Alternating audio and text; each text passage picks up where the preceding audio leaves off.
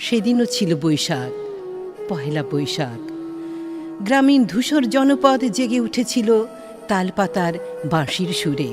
প্রকৃতিতে লেগেছিল চমক, ছন্দে ছন্দে।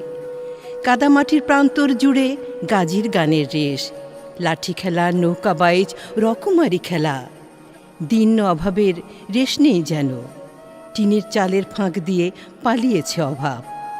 নিকোনো উঠোনে মেয়েটির আলতা রাঙানো তরুণ পায়ের ছাপের শিহরণ, গোপন দৃষ্টিতে আর চোখে চেয়ে দেখা।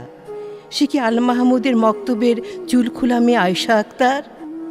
সেদিনও ছিল বৈশাখ, পহেলা বৈশাখ। পিচ ঢালা রাজপথ জুড়ে রঙের কারুকাজ। ঘুম থেকে উঠতে বেলা হয়নি নগরবাসীর। এক বুক ভালোবাসা নিয়ে ছোটে রমনায়।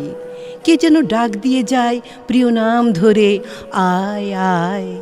নগরবাসী খোঁজে মেয়েটির চোখের লাজ নম্র অনুপম দৃষ্টি। ছুঁয়ে যায় অন্তর্মহল। সহসা ঝড় ওঠে, প্রবল ঝড়। কালবৈশাখী রুদ্র মাতম নিমেষেই চেনা নগরী অচেনা সমুদ্র। প্রবল অন্ধকারে তলিয়ে যায় নগরবাসী, দিগ্বিদিক হারা। থেমে যায় বাঁশির সুর, ভেঙে যায় মেলার উচ্ছ্বাস। এই বিষণ্ণ বেলায়, এই অপরাহ্নে দুয়ারে হাত বাড়িয়ে দাঁড়িয়ে তরুণ বেলা আমাকে ডেকে নিয়ে যায় এক নতুন বৈশাখের কাছে।